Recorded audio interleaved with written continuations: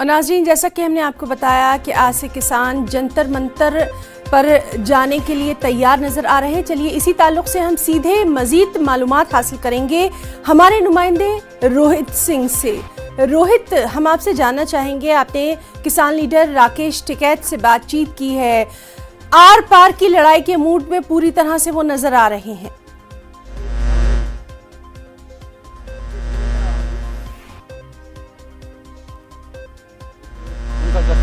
सुबह सुबह सिंधु बॉर्डर के लिए निकल गए। वहाँ से 200 किसानों का जत्था जंतर मंतर पे पहुंचेगा। आज किसान संसद लगाएंगे। एक तरफ पार्लियामेंट का सत्र भी चल रहा है, वहीं दूसरी तरफ आज किसान संसद लगाएंगे। हमारे साथ प्रदेश अध्यक्ष राजवीर सिंह जादव ने मिनी से बात करते हैं। सर, क्या रणनीति रहने वाली है? सुबह सुबह राकेश टिकैत पे निकल चुके हैं, आज किसान संसद में क्या तय होगा? आज किसान संसद जंतर मंतर पर लगेगी। देश देखेगा कि हिंदुस्तान का किसान कितना शांतिप्रिय और देशभक्त है। आज उस चीज का नजारा जंतर मंतर से होगा। चौधरी राकेश टिकैत की अगुवाई में पूरे संयुक्त किसान मोर्चे की तरफ से किसान संसद का आयोजन होगा, जिसमें हमारे 200 प्रतिनिधि, जो हमने एक संख्या दी थी, वो वहाँ पर बैठेंगे।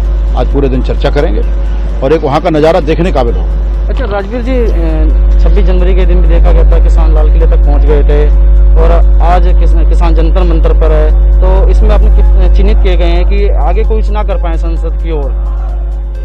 देखिए, किसान लाल किले का रास्ता नहीं जानता था, न किसान का मंजिल कोई लाल किला थी। लाल किले में कोई कानून बनते हैं?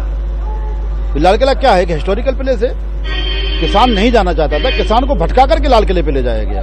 और वो कौन सी शक्तियां लेके गई, किन शक्तियों ने लाल किले पे क्या किया, वो आप लोगों के माध्यम से पूरी दुनिया ने देखा और पूरी दुनिया ने सच भी दिखा दिया कि किसके लोग थे, कहां से थे, किसके मेंबर थे।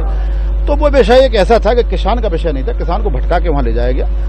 जो दिल्ली की सड़कों का जाल है उसमें फंसा दिया गया, वो भटकता रहा। जो किसान भटक करके फिर वापस आया, लेकिन जो भेजे गए थे वो गए और उनको फिर सुरक्षित निकाल के भेजा गया। तो एक बार वहां पर कोई कांड करने के बाद कैसे निकल गए लोग? जी रोहित, तो लगातार आज हमारी नजर जो है बनी रहेगी। बहुत बहुत शुक्रिया, और आपके साथ जो खास मेहमान रहे, दोनों का बहुत बहुत शुक्रिया। मुंबई